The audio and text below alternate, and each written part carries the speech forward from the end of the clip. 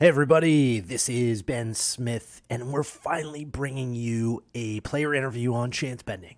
So we sat down with Will the Thrill Bynum. Will Bynum is a 7 or 8 year NBA veteran. He played on a bunch of Detroit Piston teams. I think he was on a Warriors team and a Wizards team along the way. And for those who don't know, he's just a legend among guys who know. Amazing person, community organizer and builder. Grew up in Chicago, in the toughest parts of Chicago, and just came out of nowhere. Not a tall guy. He's like my height. He's like 5'10, 5'11.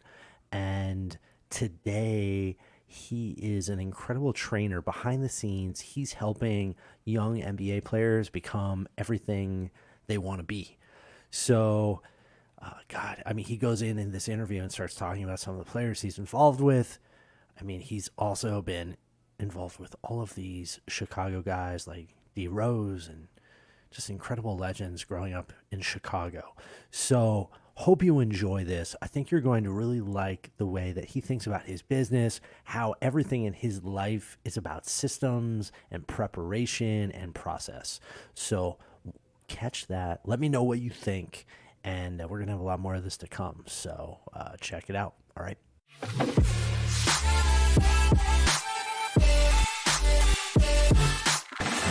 Will, what's up? Nothing much. Everything smooth, bro. Yeah. Tell us, as you know, JD and I are trying to get a little something off the ground.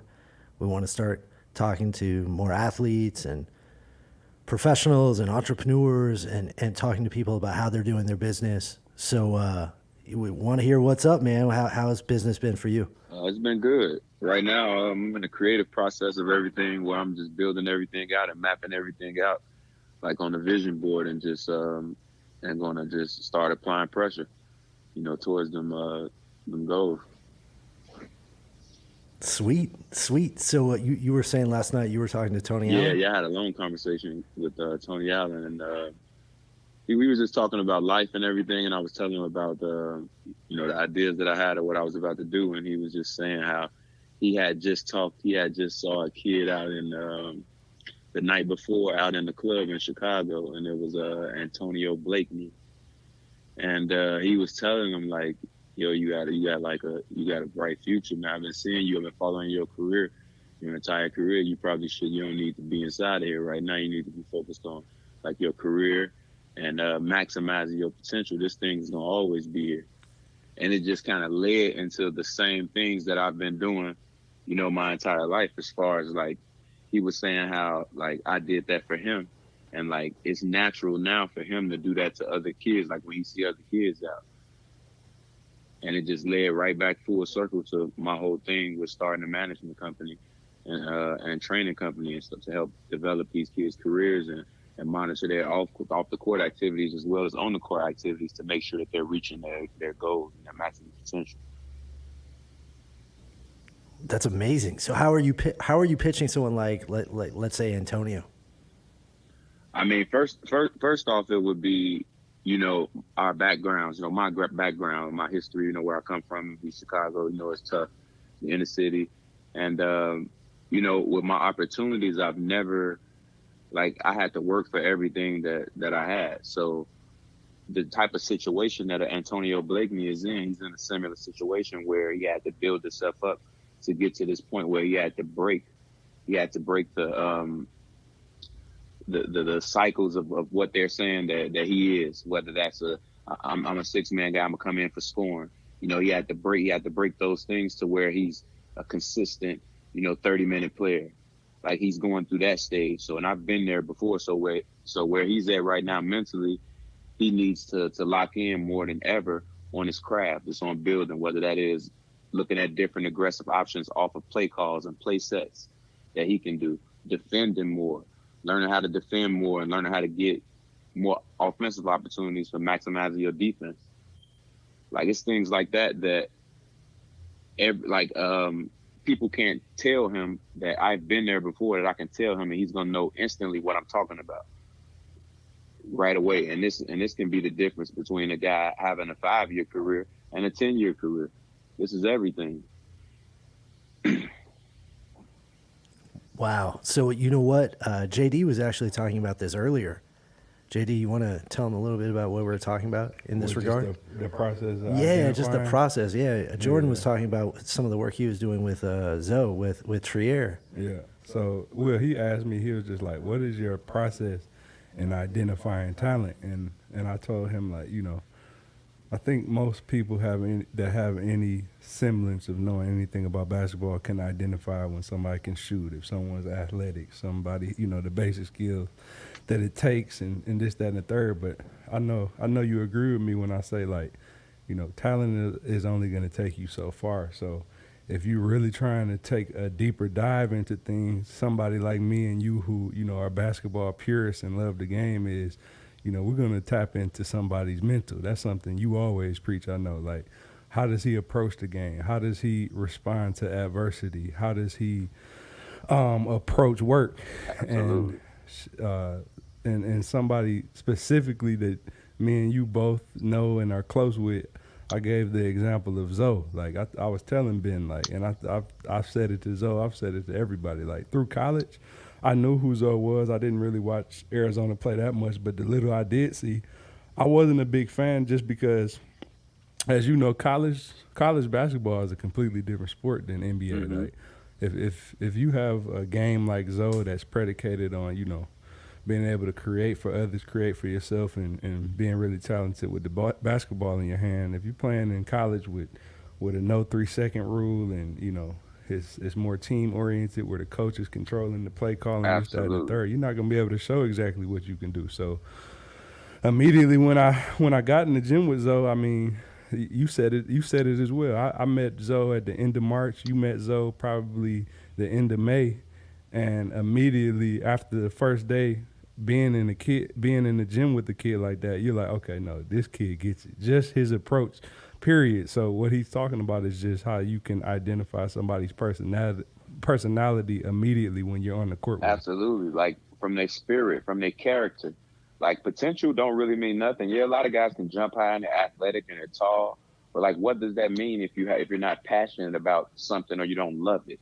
When you love something and you're passionate about it, it's going to take you on a journey to where you're going to have to take bumps and falls, where you're going to have to look yourself in the mirror and learn at those points.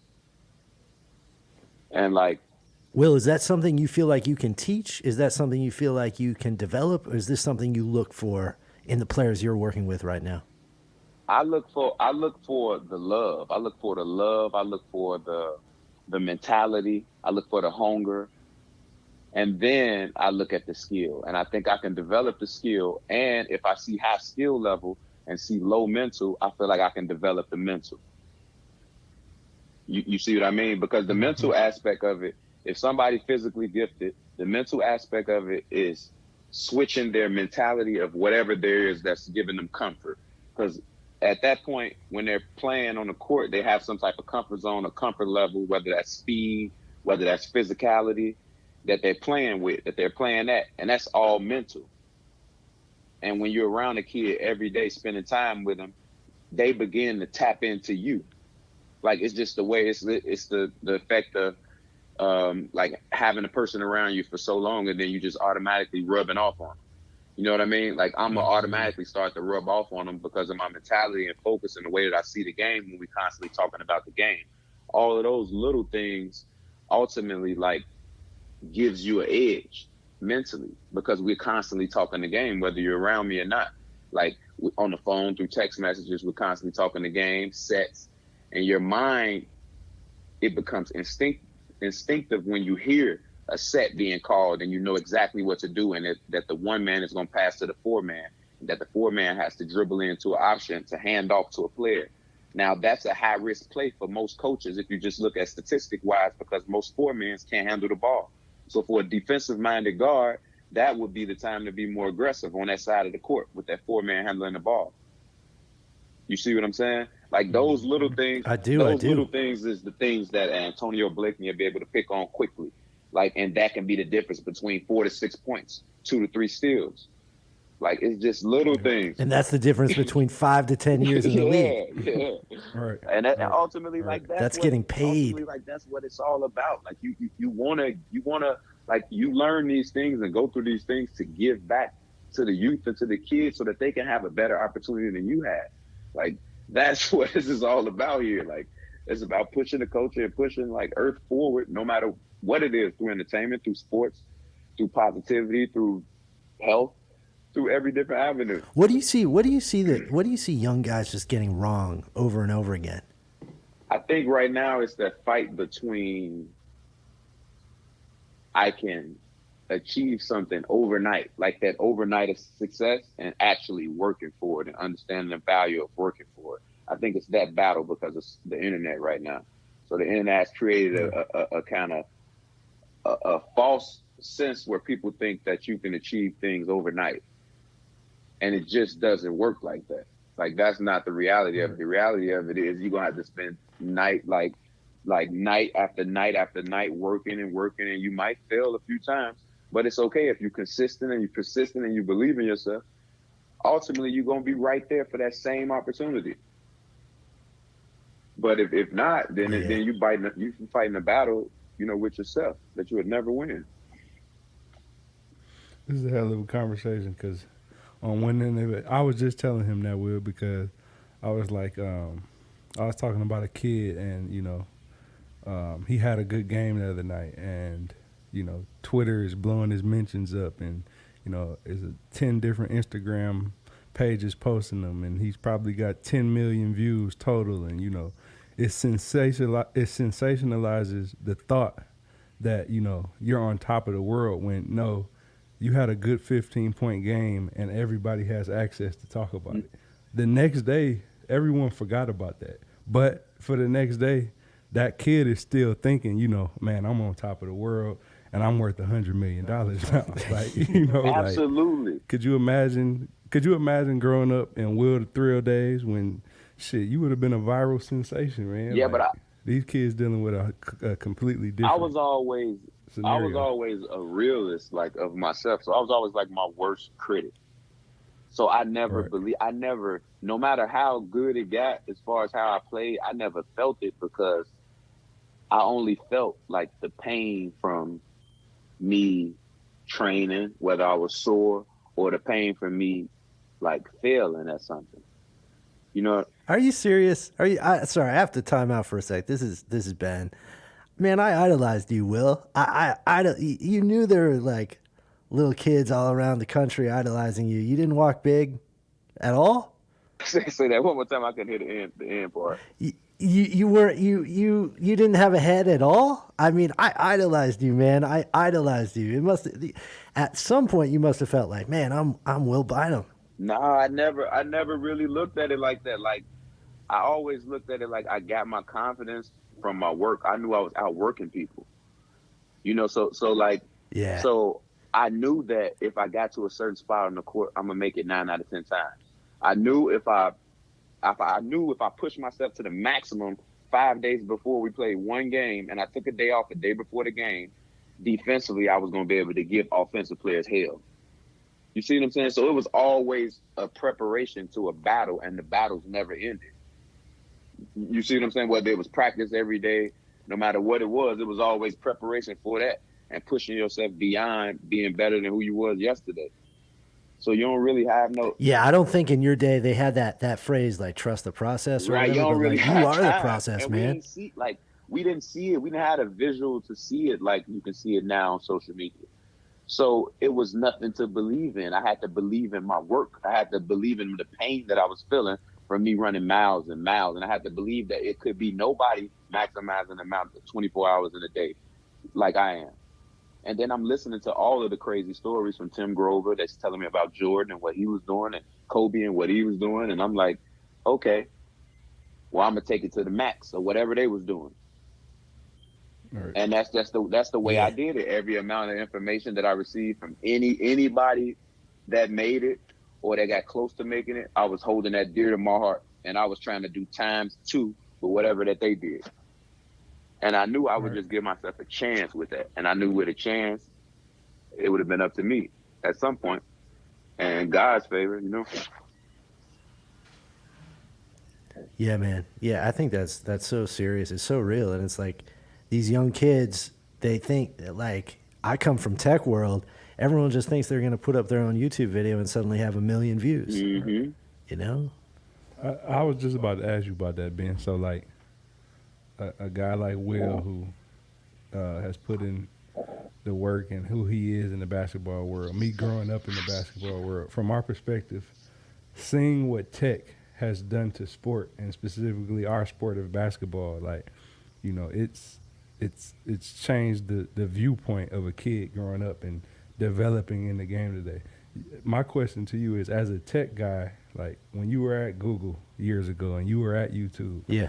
and you saw the power of, you weren't even thinking about sports, you just saw the power that this was going to have on the world, just being able to create this visibility.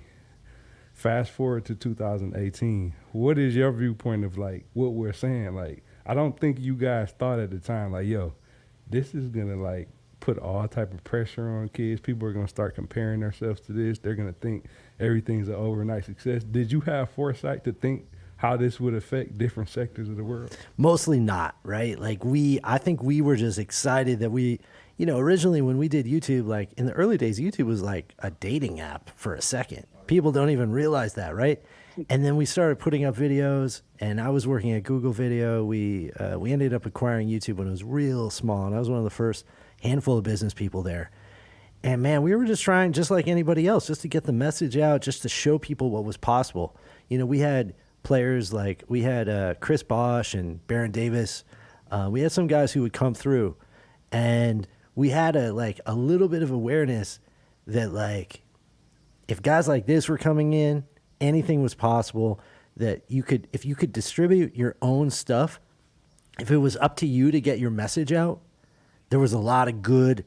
And then we started seeing a lot of bad come from that, right? The good was like, man, all of a sudden everybody, like it was like a democracy. Like anybody, like if Will decides that he's the best trainer in the world, if he can prove it, if he can show it, anything's possible, right? But now we're seeing all the bad side with like all the Russia stuff, all the other stuff. It's like, man, technology is not good or bad. That's the important thing. It's only the way you use it, you know? I think it's all in choice. Like it's all in choice, and it goes back to like the foundation of the upbringing of kids. Like it's unlimited amount of information on the internet, so it can't be. It's a good and a bad to it, but it has to be chosen, like from the kid. It's just understanding the responsibility of that choice that you have, because you can. Will, man, I have a question for you. How are you? You're an incredible community organizer. You're doing all sorts of stuff for the community. Like, where does that come from for you? Like, how do we make more of you? I mean, with me, it comes from pain, from pain, my upbringing, from being hurt, as a child, and just going through things at a younger age where I had to mature early, like seeing death early. Like a lot of those things, hurt me to the point where whenever I made mistakes, I had to look myself in the mirror. And ultimately, that gives you a humility about yourself when you start to grow in areas and become, this person, that you know what I mean, that you ultimately become, or that I became. You see what I'm saying? So like coming from where I come from, it's like a fairy tale to do the things that I'm doing. So with me, I feed off that. Once I start finding out about the truth about things, whether that was health, whether that was history, no matter what that was, I made a conscious note to seek those things out, to seek out that. If I'm on the internet, I'm spending some of my time on the internet, I'm going to look at things that's going to benefit me, or that's going to be a positive impact on me. And I just always kind of been like that. I don't know, like, who put that in me, or like what happened. Maybe it was my brother when I was younger. He used to watch Jordan tapes, and Jordan and the Pistons. And he used to record all of the games, and he used to come every weekend and like do the moves on me every weekend. Like, and I used to watch him do it to the people, like the people playing pickup, like in the Park District. And it was crazy that he would have an advantage on them guys from just watching the tape at nighttime and working on it. And so I just picked that up and just tried to do that to the max. And that's been the same thing what I did with life, just constantly taking that battle of learning the truth and trying to give out as much that I learn as possible. Yeah, it just seems to me that you have this incredible respect for process, and that process has given you results in your life, and you've just seen incredible, powerful things happen, and now you're trying to give that back to other people. Man, you sleep like you You know? sleep well. You know, it's money is unlimited, it's limitless. So like, what is that? What is the true meaning of that? It's no meaning. It's no meaning at all. So all we have is like time out here. Like we have time and we have our loved ones and the memories of it. Like they say that you have pictures like before you pass, you have pictures before you die, the flashes of memories. So if that's the case, then our time is valuable, is extremely valuable. So what you see and what you dream is everything. So if you take the time to actually map out a plan and visualize it and take steps towards it every single day, then you're ultimately maximizing your self potential. And that's what we're in this thing for. I mean, that's what I would Hmm. think. Yeah, that's real. Do you walk us through, Will, like if how you would work with a player? Like what happens when a player comes to you? What's the process involved? What how are you thinking about that right now? I mean, before a player comes to me, I would already have seeked it out or seen it already because I'm always watching the game, so I'm familiar with, with everybody, every age group. So I stay in tune with what's going on because I love the game, So it's automatic for me to watch kids and know who's the top kids in high school, grammar school. So I'm familiar with it. So I would already know certain things about them. And even if I didn't know something about them, just from looking at him, I could tell certain things just from my experience. I could tell whether he's right-handed or left-handed. I could tell whether he like to go left or right.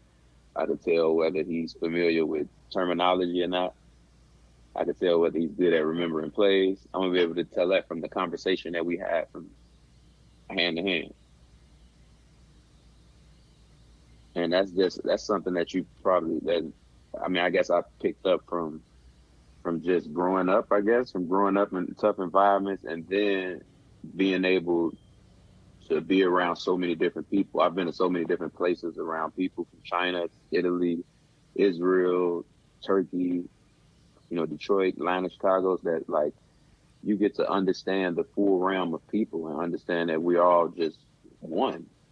You know what I mean? We go through emotions and we go through things daily and we all need that positivity and motivation ultimately. And when you understand, once you Yeah, and understand it that, you can strikes get me through that to anybody. ooh, yeah, it strikes me that you're just so intelligent. You were so intelligent on the court, and I think that probably came from a lot of travel and all of these adventures. Yeah, I mean, people really don't really see me like that from my perception. I really didn't talk that much. I was kind of quiet as far as the way because how I grew up, you never really trusted anybody. So like, I was always kind of shell, but I just worked my tail off. You know what I mean? At everything that I did, and as I got older and I got with the Pistons, I used to talk to Joe a lot, and Joe used to tell me like, you got to become contagious. Like everybody around you have to lift up. And I would be so determined and self focused that sometimes I wouldn't see that. And once I started to realize that, it kind of actually led me to this, to what I'm doing, like as far as like after the game of basketball, because I've always felt that way. Like I've always, when I was younger, I knew that, like I always wanted somebody to come back and be like, huh, Will, look, this is all you have to do. You have to do this. You have to do that. You have to straighten up this. You have to watch the people right here. You know what I mean? And it would have made it so much easier for me, to reach my goals if I would have understood that. But I had to make mistakes and learn. So it led me on this path of trying to bring other guys with me from my neighborhood and from Chicago. And ultimately, it's me giving back everything that I've learned during my whole journey back to children so that they can make better decisions than me. Yeah, JD was actually sort of saying the same thing, which is like when you know what's in front of you, like I mean, yes, it's hard, but like it's possible to go out and get it. But you have to know what you want to get. Exactly. And you were saying like you tell a player how many points they need to score for a certain contract or whatever, and it's like, all right, they can go do it, right? Right, absolutely. I mean, you know how that is. Well, as athletes, we all trained, and I think it starts with something as simple as the way we train itself. All right, I'm gonna make 50 game shots to end my workout. All right, I'm gonna hit 225 10 times. I think we're conditioned mentally to think within attainable goals just from the simple training aspect, but also if you take it to a bigger level, like you're saying, like, all right, you know, the players in the league right now who are averaging 8 to 10 assists, they're making this amount of money. So I think, you know, I think we're all conditioned to think like that. Will, are there any players you can tell us about that you've worked with at all? I've worked with, as far as what? Like I've worked with, I mean, Just as far as training, training, life. I mean, you as far tell as me. I life mean, we training, want to everything. blow up your business, man. Tony Allen, Patrick Beverly, Jabari Parker, Tyler Eulis, Jerome Randall, Alfonso McKinney. I have a bunch of players that's in Europe, like Osiris Eldridge. I have. I know that I'm missing out on a lot of kids. They'll be upset if they hear this and there. I can't believe you not saying. I can't believe you not saying one of the biggest legends from Chicago right now, Will. Oh, D Rose, Derrick Rose. In light of what he did last, like D Rose is his young boy. D Rose too. Oh, really? Yeah, absolutely. D Rose. Yeah, he come from up under me in Inglewood, and Tony Allen brother, which is Ryan Allen, and Derrick is best friends. So when I was young, when I was in high school, like in college, when I was in college, Derrick was in high school, and he used to always come up to me and tell me, because he knew I moved in when me and Tony was younger. I moved in with Tony because I got Tony. Tony was on the streets. Like I knew Tony since we were in like 4th grade. We played all the way up until we were in 7th grade. Then I moved, and we kind of got from around each other. So Tony was on the south side of Julian, and I was kind of like on the low south side. So we were away from each other. We ended up seeing each other, and I got him to transfer to my high school.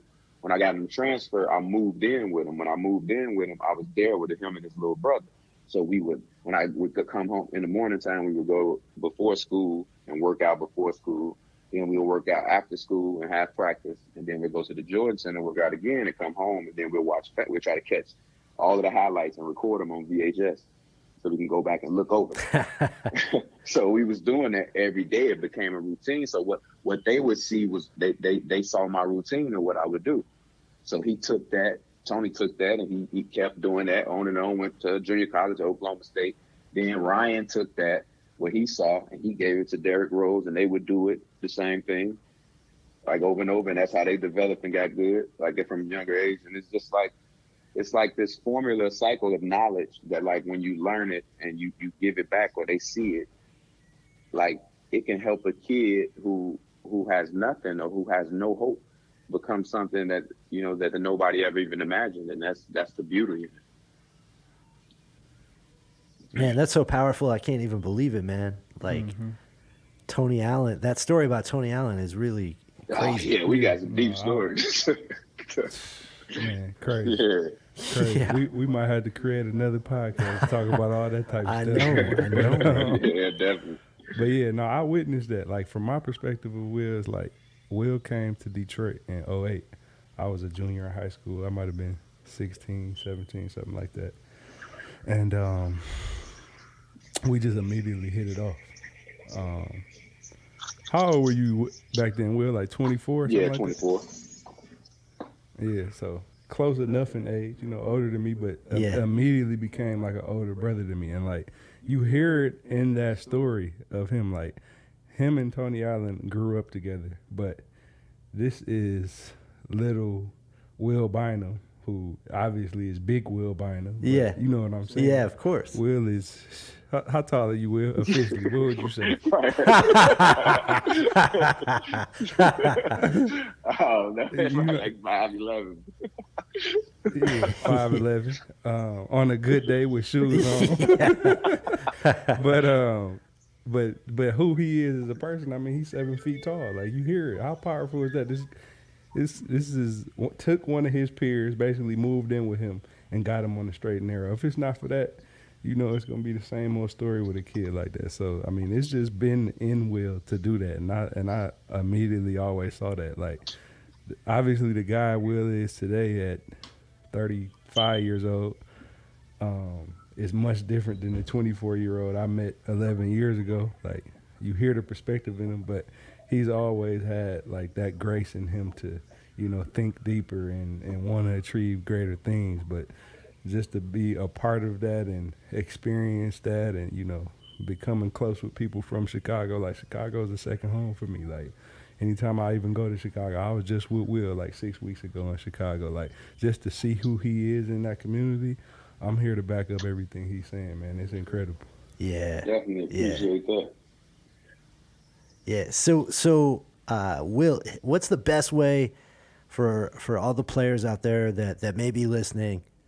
What's the best way for them to get in touch with you? Do you feel like it's Instagram maybe? Yeah, it's Instagram for now. I'm gonna be starting a new page, and then I'm gonna be starting a website as well, and that's in the future. But right now, it'll be Instagram. It'll be 12 Thrill 12 THRILL. Yeah, man. I feel like you're doing so many things right. I'm inspired. I just can't believe how much work you put in every single day, and that you're a resource out there for players. Like you have a whole tree. Like you have a whole tree of players. It sounds like. Yeah, it's just a lot. It was the same kind of similar with Patrick Beverly. Like Patrick Beverly, I would see him when he was younger. Like he was in high school. I would hear about him all the time. He was growing up a kid that was like a protege of mine, Sharon Collins, who also was one of my kids too, who ended up making it to the NBA. And now he's back at Kansas, coaching at Kansas. And he won the national championship. So like he went to my high school after me, and him and Patrick Beverly used to have these crazy battles like in the Red West Conference that I was from. So I would go back like and go see him play and give him pointers and watch him play, and motivate him while they were battling each other. And they kept going on and on and on. And then eventually, he got to a point to where I got kicked out of school. I got kicked out of Arkansas. So I had to talk him through that. Then he went overseas for a little bit. He got drafted, but he ended up having to go overseas and play in Russia. And I talked to him about that. And he, like at that time, he would get upset. Like he would get upset that other players would be getting playing time and things like that. And it would bother him emotionally. And I would tell him like, man, I can see it on you when you playing that you wearing it on your sleeve, like your emotions of what's going on in the business. And you can't be like that if you love something. You saying that you love the basketball, but you ain't showing the same love because you wearing the emotion on your sleeve like a woman. Like you can't do that when it comes to the game, like to the game of basketball. You have to be all in. It's gonna hurt you sometimes. But you have to be consistent with it, with your growth as a player. And it might take a year or two in Europe, and it's okay. Like that don't mean that the people that's around you gonna go away, because that's gonna happen.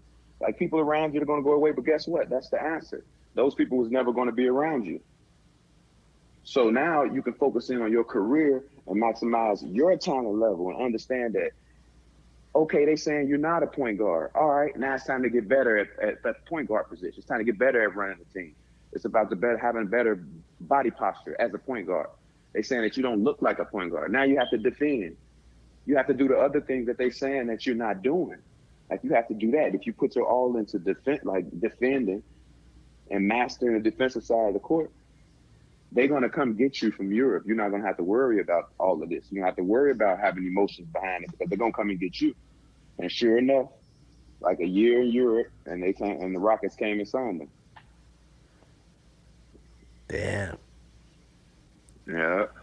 Well, Will, I gotta thank you, man. What a great conversation. I hope it's cool. We want to keep checking in with you. We want you just to be a regular part of what we're doing, if that's cool. Absolutely, anytime, absolutely. Yeah, man. I feel like so many players could use you right now. By the way. Yeah, I want to talk about about artificial intelligence with you too. I want to see your thoughts on that too. What do you want to know? What do you want to know, my man? I want to know, like, do you think it's possible for it to be the ultimate basketball player from artificial intelligence?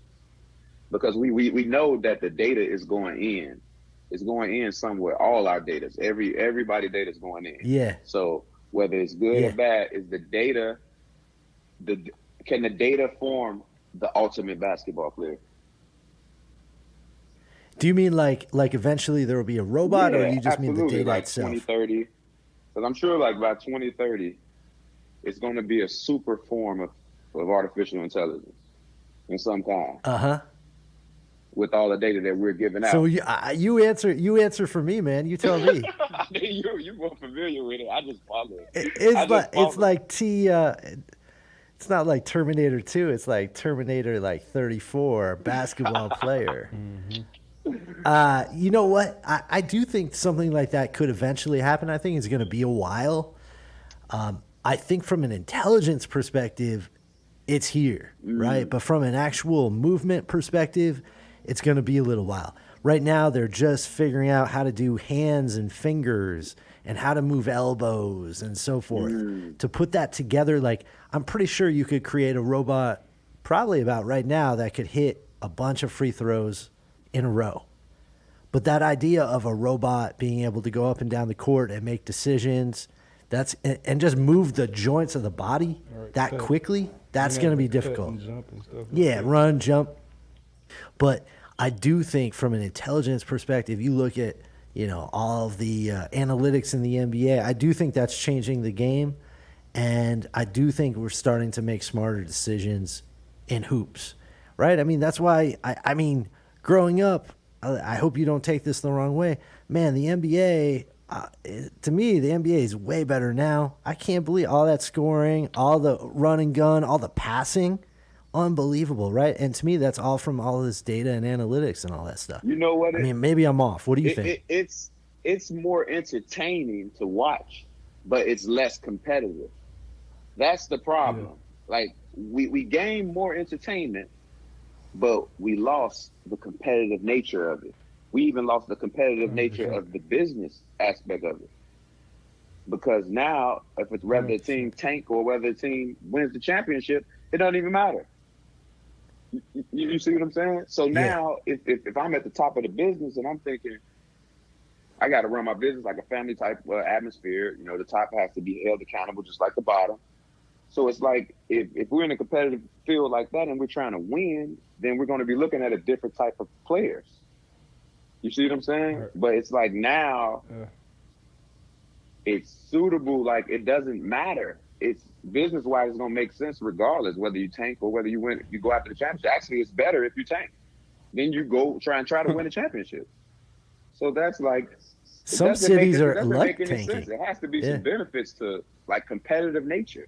It has to be some benefits to Right. to want to win every single drill. to Right. like to want to try and win every single game. I just think it's getting kind of Absolutely. diluted with that, and there's no competitiveness no more. Everybody, we can team up and we can trick the stats now because we're more stat conscious now because of analytics. So now Right. we can Yeah. team up with each other and win 17 championships, and we go back and look at the books. It's gonna look like, oh man, this guy destroyed. He destroyed it during his time frame.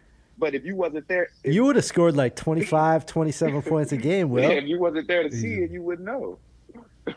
Like back then, No. then coaches wasn't so eager to let a point guard just come down and freelance like that. That was not Yeah. happening. Like that just wasn't happening. Like Allen Iverson was like one of the first people to buck the system, kind of like that, and he was under all kind of scrutiny for that. Absolutely. He took a lot of bullets. Yes, to Um, play the way that they playing right now. Yeah. And to your question, Ben, when you were like the game, the differences in it, I think Adam Silver made a quote about it, and it plays right into what Will said. Like, yes, this new rule change has worked exactly how we wanted to when they did. When you get an offensive rebound now, it doesn't go back to 24; it goes to 14. They were like, that's exactly what we wanted. Now, it's normal to see games in the 140s and 150s. They want this. This is not by chance. This is by design. Absolutely, Like, it was tapped into. they want. But if you tap into the Yeah, shot clock, so then you tap into the mental aspect of instinctively. Now I got to do something. So if I get the rebound at 14 seconds, instinctively I'm gonna make a decision. It's like red. You hear red automatically at 5, but instead it's at 14. So that's gonna get more field goal attempts up. Ultimately, it's gonna be more points. and I think when you look into the development of the game, like I know I had this conversation with my pops all the time. Like right now, 2018, we're seeing shit that we never saw. Kevin Durant is a creature. He's a 7'2" guard. Absolutely. Like, we never seen nothing like that. Stephen Curry, he's regularly pulling up from 40 feet. We've never seen that. Russell Westbrook and LeBron James, we've never seen athletes Absolutely. like that. So from that perspective, I think some of that stuff, yeah, that's some of the best ever. But to Will's point, now imagine if you added a late 80s, 90s mindset to Yes, this. these guys man. would be Gangster. monsters. Then it would These Gangster. guys, they would be monsters. The league, you know how competitive the league would be? Like, you think we're looking at entertainment, it man. would really be entertainment. Hey, do you feel like Klay Thompson hit 14 3-pointers the other night? Do you feel like someone's going to hit 20 this year? Put it like this: if Might be it him. does, it's going to be either one of those two guys, Clay or Steph. Right. Right.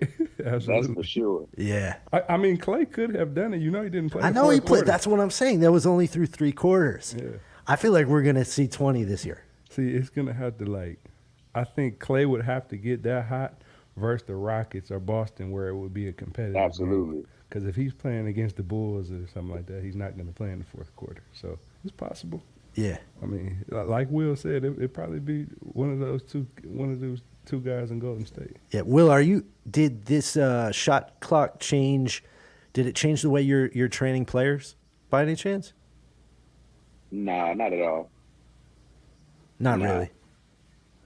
Nah. Not at all. My whole thing is conditioning anyway, so it's like that's fighting over the mental part first. So being in the best condition, you can make the better decision. You know what I mean? Like, with a tired Yep. mind, the first thing, once your mind is tired, the decision is trash. It don't matter what decision you make. But if you have the condition first, then you can make a better decision mentally when you get tired. Yeah. I feel like that's for regular life too. Yeah, absolutely. I haven't played basketball in 20 years or longer, and I know for me that's how I approach my business life too. Absolutely. It's the same formula for the majority of all of these things. It's the same formula. Like, that's the purity of everything, I guess. And that's the beauty in it. It's the same formula no matter what. Yeah. You know, I got to say, I love your Instagram. I've been meaning to say this for a while. Your Instagram is fire, man. I love all the stuff you post. I laugh at stuff. Then you have like the emotional stuff, the like community stuff. You have it all, man. You're like a really, really good follow, I'd say, on IG. Definitely appreciate that.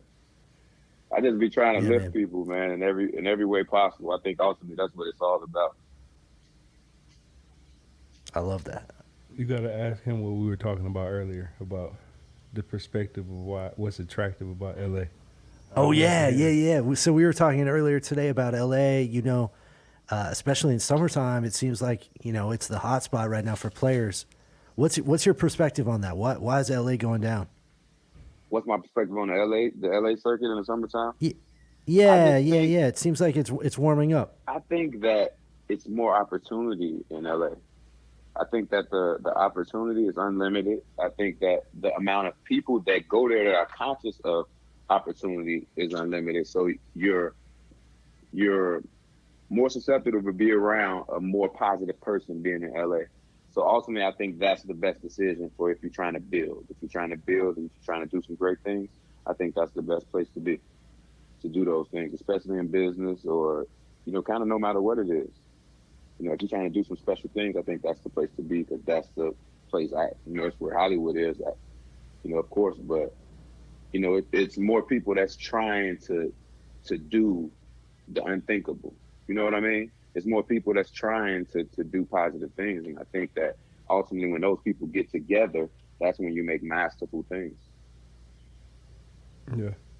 I spoke to that a little bit earlier, just how innovative it is out here, and specifically in our world, Will, and specifically with what you building right now, the training world. I was just talking about how, from a basketball player's perspective, the amount of runs you can get into with what they're doing up at UCLA, and then just from the health profession as a whole, if you want to go to the best rehab facilities, if you want to go to the best strength and conditioning coaches, if you you want to get into a vegan diet, if you want to try, you know, different nutritional things, like it's so much innovation going on out here In that every you know aspect. you can really tap in. Yeah, I like LA a lot. I think that like in places like Chicago, it's very dark. You know what I mean? It's dark in places like this where kids can't see. They can't see the joy and the light of the LA because they've never seen it. So their minds kind of be trapped within that paper bag of thought. You know what I mean? So it takes like guys like us to have these conversations and kind of give them a vision of what it could be like, and then that gives them hope. Yeah, I got to say that's so true. You know, I moved around a lot as a kid, and I spent some time in the Midwest toward the end of high school, and I just didn't know what was possible. You know, you have to know what's possible. Hmm. Yeah. So you were right up the road. Yeah, from I us. was. Hey, Will, I was down in Champaign, Illinois, for my last 2 years of high school, about 2 hours south of Chicago, and you know, sort of found myself in a bad crowd for a little bit, but yeah, I just didn't think about my future, you know. And if I had had a little bit more, if I could just know what was possible, like you're saying with LA, you know, that luckily, you know, the right things happen for me, but I know they don't happen to everybody else, you know. Absolutely, and this the knowing of it is everything, you know. Like once them kids know I better, they know can it's make better true. decisions.